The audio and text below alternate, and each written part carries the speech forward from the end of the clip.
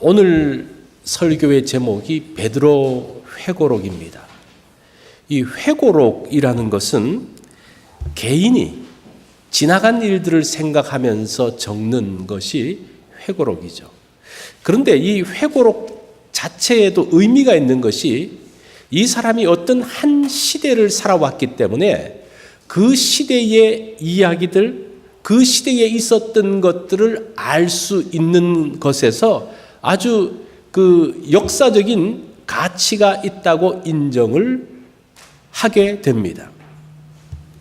그런데 요즘은 회고록이 인생이 끝나고 난 다음에 쓰는 회고록도 아니고 인기에 영합해서 쓰는 그런 회고록들이 많은 것을 봅니다.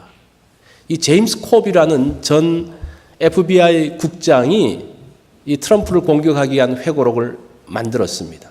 그런데 이것이 만들어지고 난 다음에 일주일 만에 60만 부가 팔렸습니다. 이 돈 계산이 됩니까? 2017년 3월에 오바마 전 대통령이 이제 퇴임하고 난 다음에 부부의 이제 회고록을 쓸 계획을 가졌는데 그 한 출판사가 회고록 판권을 사는데 얼마를 줬는가 하니 6천만 불. 상상이 됩니까? 엄청난 이 회고록 한번 잘 쓰면요 떼돈 법니다.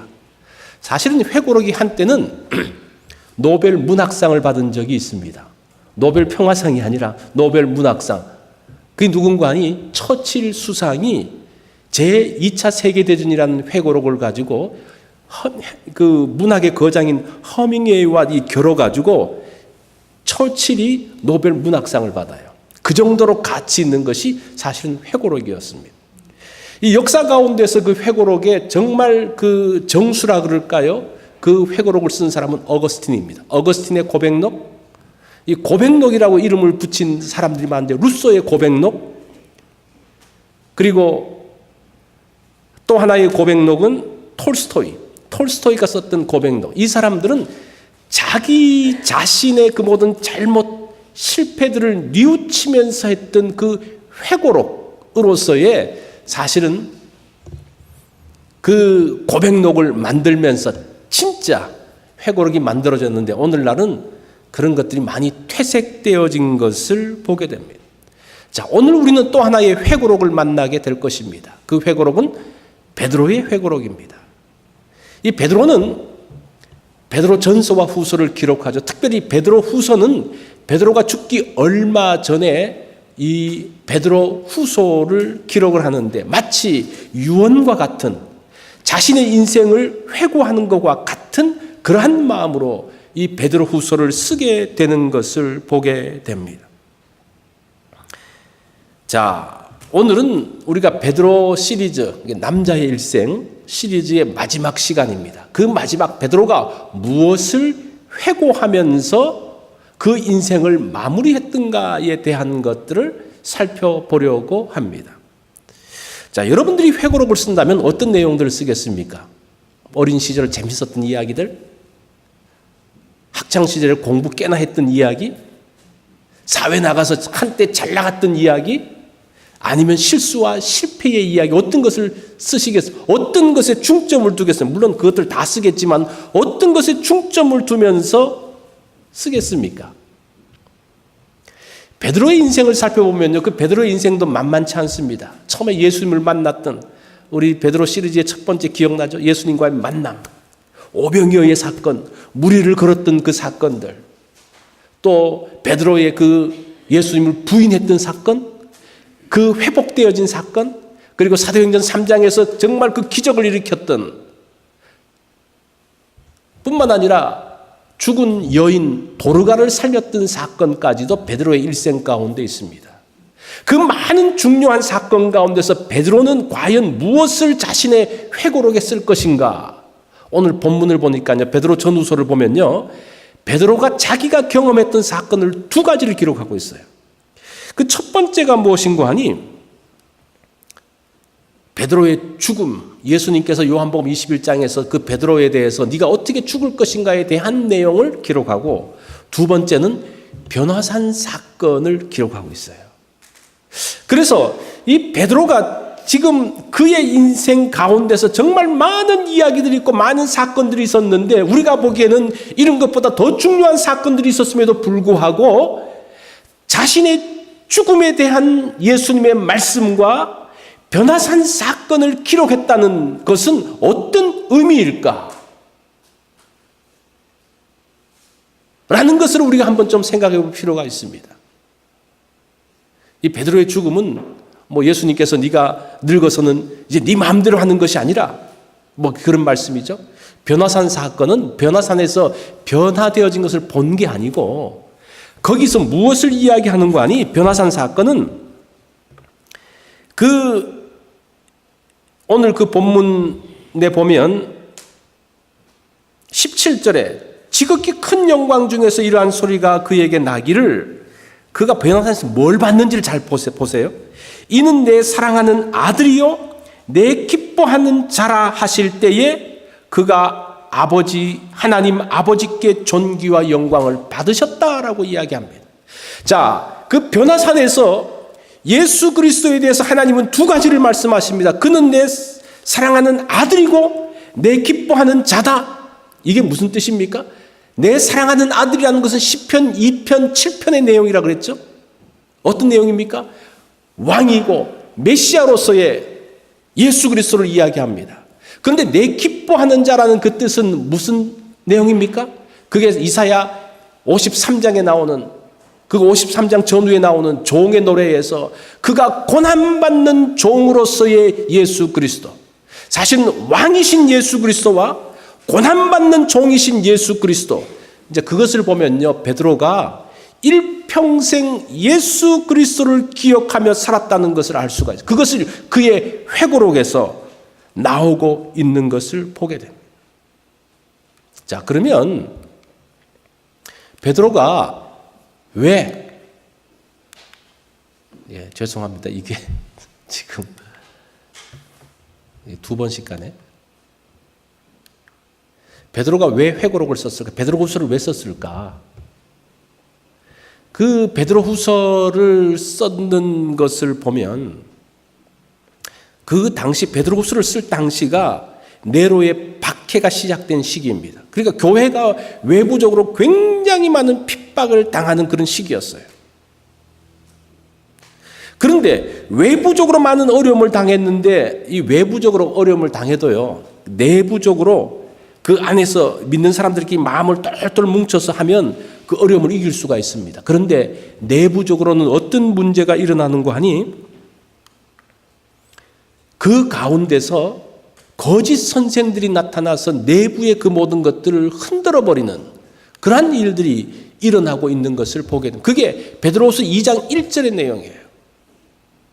그러나 백성 가운데 또한 거짓 선지자들이 일어났었나니 이와 같이 너희 중에도 거짓 선생들이 있으리라.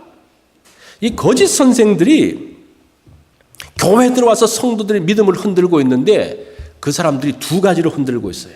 두 가지로 성도들의 마음을 빼앗고 있는데 첫 번째는 쾌락입니다. 쾌락. 2장 2절에 보면 여럿이 저희 호색하는 것을 쫓으리니, 쾌락, 즐거움, 나와 함께 있으면 기가 막히게 재밌어, 거기에 따라간다는 거예요. 두 번째는 미혹입니다.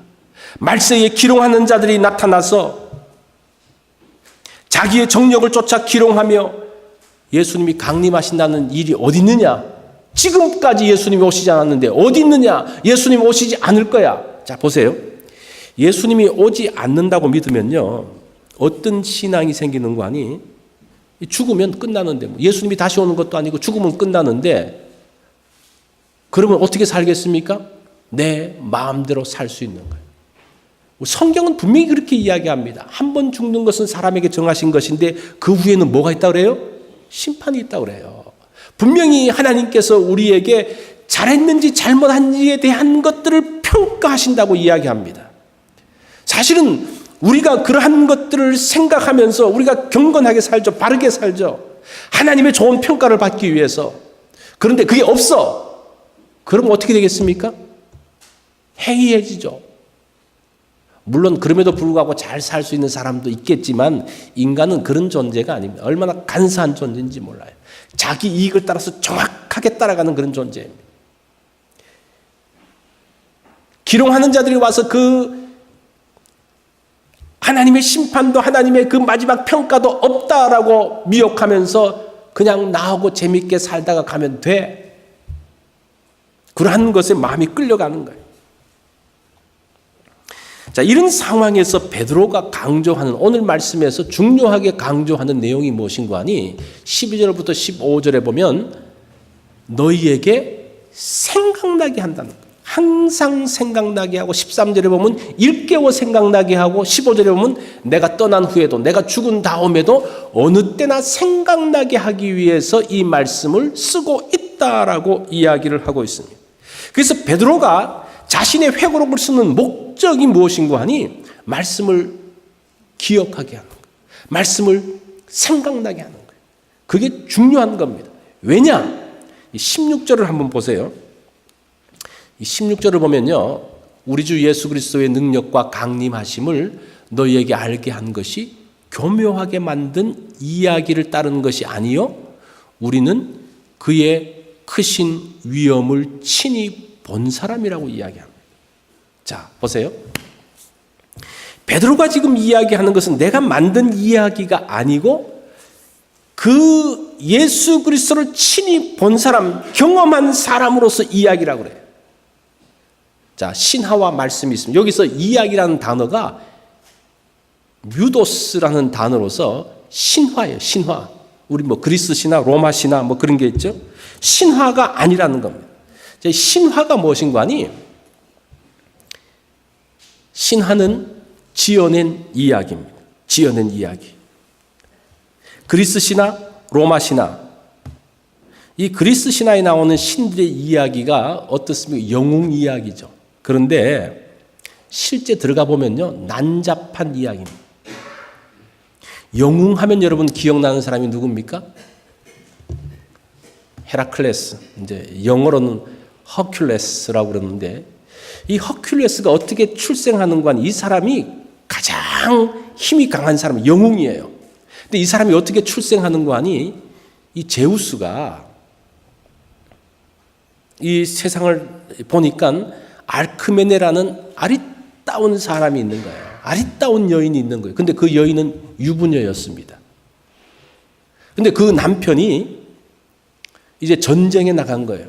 근데 이 제우스가 알키메네에게 그 신이니까 이 사람의 남편으로 변장을 해가지고 와가지고 관계를 맺어요. 그래서 태어난 사람이 누군가 하니? 허큘레스입니다. 근데 이 제우스가 얼마나 많은 아들, 딸들이 있는 거 아니? 거의 다 불륜 가운데서 태어났는데 이게 재밌다 그래야 될까? 이상하다 그래야 될까? 그 불륜 가운데서 태어난 아들, 딸은 다 영웅이에요. 그런데 그 정상적인 아내 헤라와 관계에서 태어난 아들이 하나 있는데 그 아들이 헤파이스토이인데 이 사람은 손재주는 뛰어나고 착하지만 못생겼습니다. 다리를 접니다. 신화가 지금 어떻게 묘사하고 있어요? 정상적인 관계에서 태어난 애는 뭔가 덜 떨어지고 모자라는데 이 불륜 가운데서 태어나는 사람은 누가 나와요? 허큘레스 같은 인물이 나오는 거예요. 지금 신화가 지금 무슨 이야기를 해주고 있습니까? 이게 만든 이야기예요. 베드로가 지금 이야기하는 것이 무엇인가 하니 너희들은 신화를 따라가는 것이 아니라 지어낸 이야기를 따라가는 것이 아니라 하나님 말씀, 내가 친히 본 그 말씀을 따라가라고 그것을 생각나게 하기 위해서 베드로가 이 모든 것들을 기록하고 있다라고 말하고 있습니다. 이 신화의 특징이 무엇인가 하니 자아실현입니다. 자아실현. 자신의 뜻을 이루는 겁니다. 그 허큘레스가 12개의 모험을 하잖아요. 그 어려운 모험들을 다 이겨냅니다. 이겨내면서 드디어 뜻을 이뤄요. 드디어 영웅으로 등극하면 나중에는 이 허큘레스가 신이 되어지는데 그런 것. 너는 어떻다는 겁니까? 네가 이루고자 하는 것은 반드시 이룰 수 있어. 그것이 신화 이야기의 중요한 스토리입니다. 얼마나 기가 막혀요. 네가 생각하고 있어? 네가 꿈꾸고 있어. 이룰 거야.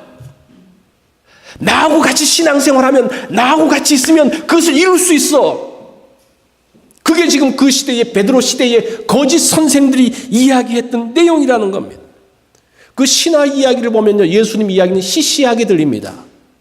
예수님이 뭔가 기적은 행하는 것 같은데 늘 막판에 그냥 무너져요.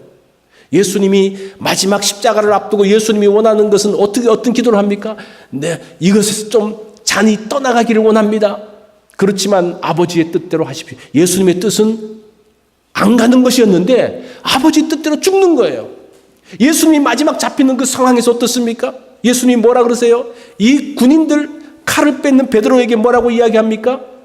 너 칼 안 뽑아도 12군단 더 되는 천사를 동원해가지고 이것들을 무찌를 수 있어. 얼마나 기가 막힙니까? 얼마나 멋있어요. 그 모습을 보면 사람들이 열광하겠죠. 근데 예수님은 그렇게 하지 않아요. 얼마나 시시한지 몰라요. 그런데 신화 이야기를 보면요, 기가 막혀요. 뭔가 질 것 같은데 그 분위기를 반전시켜요. 그러니까 이 성경 이야기와 신화 이야기가 어떻습니까? 지금 같이 가면서 신화의 사람들이 열광하고, 그래서 거짓 선생들이 그 만든 이야기들을 하고 있는 거예요. 오늘날 시대는 포스트 모더니즘이라고 이야기합니다. 이 포스트 모더니즘의 구호가 뭔지 아십니까? 네가 원하는 것이 선이다. 네가 좋게 느끼는 것이 옳은 것이다. 얼마나 기가 막힌 이야기입니까? 내가 느끼는 게 다 좋은 거예요. 이게 불륜이라도 그게 그냥 좋은 거예요. 이게 잘못된 것이라도 그거 괜찮은 거 좋은 거예요. 이것이 지금 그 당시 베드로 시대에 이야기했던 그 신화에 대한 교묘하게 만든 이야기와 오늘날 이 시대가 이야기하고 있는 그 내용이 지금도 연결되어지고 있는 것을 볼 수가 있습니다. 오늘도 거짓 선생들이 이 신화 이야기를 하는 거예요. 예수 믿으면, 우리 공동체에서, 우리 교회에서 예수 믿으면 다 잘 돼. 병도 낫고, 사업이 안 풀면 사업도 다 풀리고, 자녀 문제도 다 해결되어지고, 이게 뜻하는 말을 다 이루는 거, 그게 공교하게 만든 이야기죠. 사실은 성경은 그렇게 이야기하지 않습니다. 성경이 분명히 있음에도 불구하고 내가 만들었던, 물론 성경에 병 낫는 이야기도 있고 잘 되는 이야기도 있고 다 이야기가 있어요. 그런데 그것을 앞뒤 문맥을 다 빼버리고 그냥 그 내용만 붙들고 살면 그게 과연 그렇게 되어지는가? 내가 원하는 것을 다 이루면 정말 행복해질까? 어떨 것 같아요? 내가 계획하고 원하는 게 다 이루어진다. 근데 사실은 행복해지지 않아요. 왜 그런가? 두 가지 이유가 있습니다. 첫 번째는 내가 그것을 해낼 수가 없기 때문에, 내가 원하는 것을 해낼 수 있는 능력이 없기 때문에 못 이루어요. 그러면서도 어떻게 생각하는 거 아니? 당연히 이루는 것이 당연한데 나는 왜 못해? 나는 바보인가 봐. 그러면서 불행해지는 거예요. 대부분 사람들이 다 못 이루는데 그 신화의 이야기, 잘못된 이야기를 따라가니까요, 그 오히려 정상이 이상한 사람이 되어져 버리는 거예요. 두 번째는 내가 원하는 것을 이루었어요. 뭔가를 했어요. 그런데 그 이루는 과정에서 주변 사람들을 너무 많이 다치게 했어. 너무 주변 사람들에게 많이 상처를 줬어요. 자기는 무엇인가 이루었을지 모르지만 주변 사람들은 다 떠나버렸습니다. 혼자 남아서 내가 원하는 것을 가진다면 그것이 과연 행복한 것일까? 사실은 행복은 그렇게 만들어지는 게 아니죠. 자, 내가 원하는 것을 가지고 내가 하고 싶은 대로 하면 될까? 자, 예를 한번 들어보겠습니다. 우리 부부 관계에서 또는 자녀와의 관계에서 상대가 싫어해도 내가 하고 싶은 것은 꼭 해요. 이제 그런 사람들 가끔 있죠, 그죠? 하여튼 부부가, 배우자가 말려도 그냥 자기가 하고 싶고 꽂힌 것은 반드시 해야 돼요. 그래서 그것을 샀어요. 그것을 얻었어요. 그러면 행복할까? 어떻습니까? 자녀와의 관계에서 정말 내가 하고 싶은 대로 다 했어요. 자녀들이 뭐라고 말하든지 그냥 다 했어. 과연 행복할까? 그 가정은 정말 비극적인 가정이 되죠. 이 신화는 정말 잘못된 이야기예요. 사실은 좋은 이야기인데 우리가 그렇게 할 수 있는 능력이 없다니까요. 그것을 이루기 위해서 정말 수단과 방법을 가리지 않고 무엇인가 이룬 사람들은 사회에 지탄받는 사람들이 되어지는 상황. 그럼에도 불구하고 자기 욕심, 자기 뜻, 그것을 이루려고 하는, 그러면서 더욱더 그 주변 사람들과의 그 골이 커지는 그러한 모습들.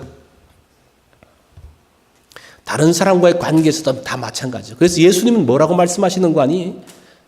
사도행전 20장 35절에 바울이 이제 예수님 말씀을 인용하는데, 주는 것이 뭐라고 말해요? 받는 것보다 복되다. 이 예수님 말씀이에요. 내가 갖고 받고 쥐고 하는 것보다 무엇이 더 복되다? 주고 나누고 베푸는 것이 복되다. 자, 우리는 쥐면서 가지면서 취하면서 사는 사람입니까? 나누고 베풀면서 사는 사람입니까? 그럼 갑자기 이제 여러분 이게 고민이 생기는 모양인데, 그 사람이 복된 사람이라는 거예요. 행복은 내가 만들어가는 것이 아니라 옆 사람을 행복하게 만들면서 어떻게 되어지는 겁니까? 나한테 오는 거예요. 그게 지금 사도행전 20장 35절의 말씀이에요. 20절 말씀에 보면 20절에도 동일한 말씀이 나옵니다. 먼저 알 것은 성경의 모든 예언은 사사로이 풀 것이 아닌, 이 사사로이라는 단어를 보면요, 자기 뜻대로 그런 뜻이에요. 자기 이익대로 그런 뜻이에요. 성경을 자기 이익대로 자기 뜻대로 푸는 사람이 있습니다. 자기가 원하는 대로. 예수 믿으면 이렇게 돼요, 잘 돼요, 좋아요. 근데 여러분 신앙생활 오래 해봤는데 예수 믿는 것이 언제나 즐겁고 그렇습니까? 굉장히 힘들고 어렵죠. 그 가운데 고통이 있죠. 그럼에도 불구하고 하나님께서 그 어려움 가운데 있을 때 하나님께서 도우심으로 그것들이 만들어지는 것이지 내 힘과 능력으로 만들어지는 것이 아닌 것을 보게 됩니다. 근데 자기 뜻대로 성경을 해석하는 사람은, 자기 이익을 따라 해석을 해서 성경하는 사람은 다 좋게만 만드는 거예요. 그래서 사람들의 마음을 빼앗고 사람들을 미혹시키게 되는 것을 보게 됩니다. 지금 베드로가 지금 그 이야기를 마지막으로 하고 있는 거예요. 성경대로 사는 것은 때로는 손해도 보고 때로는 아무것도 갖지 못할 때가 있습니다. 그런데 누가 채우십니까? 하나님이 채우시는 것을 믿고 나가는 사람들이에요. 그러니까 사실 신화 이야기하고 맞진 않죠. 중국의 나 환자들의 아버지라는 이름으로 불리는 김요석 목사님이 있습니다. 이분은 원래 이제 독일에 가서 튜빙겐 대학에서 공부를 해서, 튜빙겐 대학 그러면 굉장히 그 자유주의 신학으로 굉장히 발전된 그런 신학교거든요. 이제 거기 가서도 많이 이제 갈등하면서 이제 신학을 공부했는데, 와가지고 이제 한 10년 정도 공부하고 난 다음에 와서 한번 발표를 하라고 해서 발표를 하니까 뭐 그 배운 대로 말하니까 그 듣는 사람들이 그냥 기가 막힌 이야기를 들은 거죠. 그러면서 이야기를 합니다. 뭐 이렇게 하면서 어떤 연세 많으신 목사님이 이런 조언을 합니다. 당신 그렇게 이론적으로 하지 말고 실제 한번 신앙생활을 해보라고, 목회를 해보라고. 이제 그 말을 받아들이고 이 사람이 그 나환자촌에 가가지고 나환자 정착촌인 영호교회라고 거기서 10년 동안 이제 목회를 했습니다. 그리고 난 다음에 이제 중국 선교사로 가서 또 나환자촌 사역을 했는데, 이제 이 분이 쓴 책 중에 하나가 잊혀진 사람들의 마을이라는 그런 책이 있습니다. 근데 거기에 나오는 하나의 에피소드가 있는데, 거기에 양씨 이야기가 있습니다. 그 김 목사님이 교회에 출석하는 그 이웃 마을 양집사가 이제 새벽에 목사님 문을 막 두드립니다.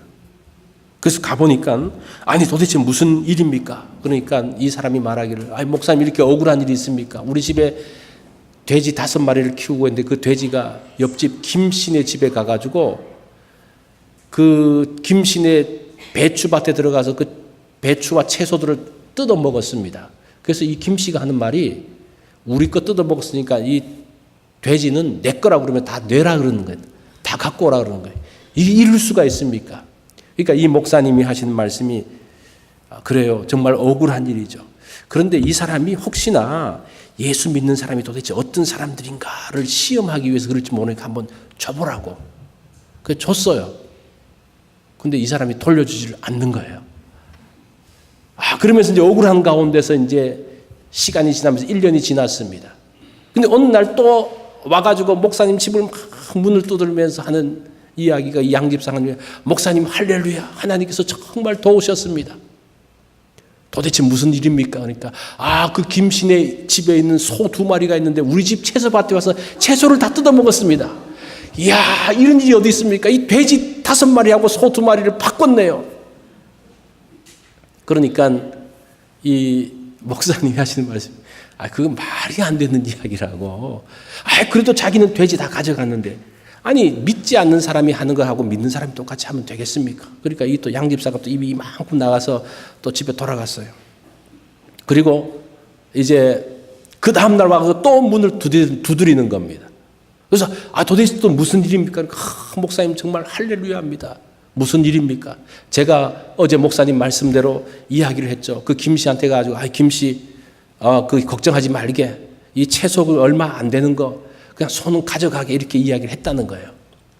그런데 이 김씨가 그 말을 듣고 난 다음에 그 다음 날 새벽에 왔는데 하루 종일 생각하면서 밤새도록 잠도 못 자면서 있으면서 와서 하는 이야기가, 나는 그 채소 뜯어 먹었다고 돼지 5마리를 갖고 왔는데 자기 소 2마리를 빼앗길 수 있는 상황에서 이 사람이 아니다 그러니까 이 사람의 마음에 가책이 된 거예요. 그래서 당신한테서 빼앗아 온 돼지 5마리를 내가 길렀는데 그것이 새끼를 낳아가지고 50마리가 됐는데 그 돼지를 다 돌려주겠다고.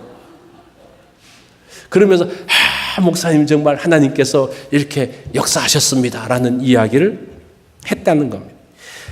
글쎄 좀 극단적인 예라고 생각할지 모르지만 정말 진지하게 주님을 따랐던 그 이야기들이 여기 담겨져 있는데, 그렇게 이 사람들 그렇게 신앙생활하는 사람이 있는 거예요.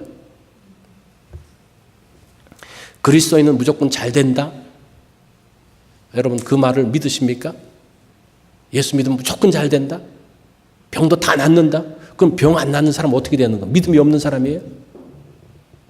예수 믿었는데 잘 안 되는 사람은 문제 있는 사람이에요? 신앙이 없는 사람이에요?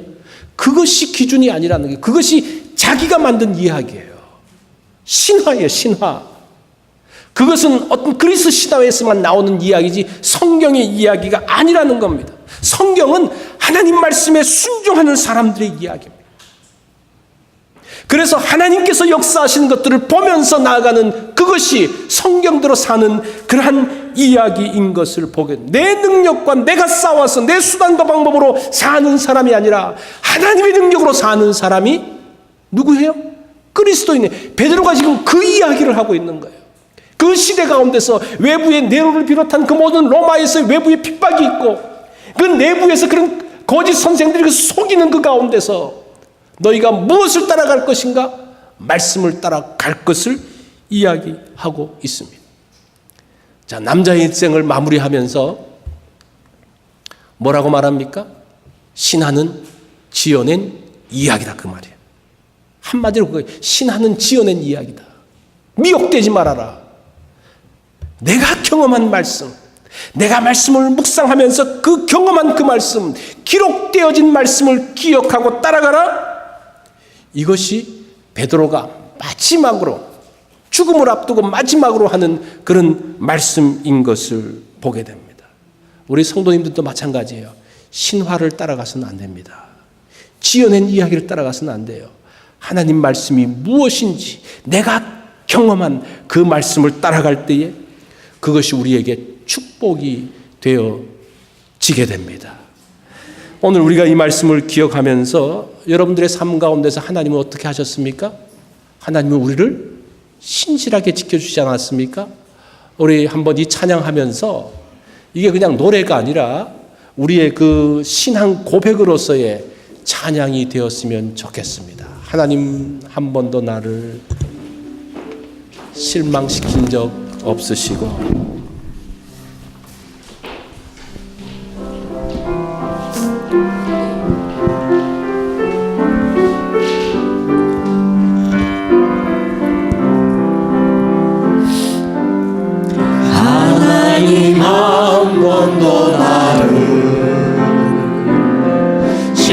멸망시킨 적 없으시고 언제나 공평과 은혜로 나를 지키셨네. 오신실하신 주, 오신실하신 주, 내 너를 떠나지도 않으리라, 내 너를 버리지도 않으리라. 약속하셨던 주님, 그 약속을 지키사 이후로도 영원토록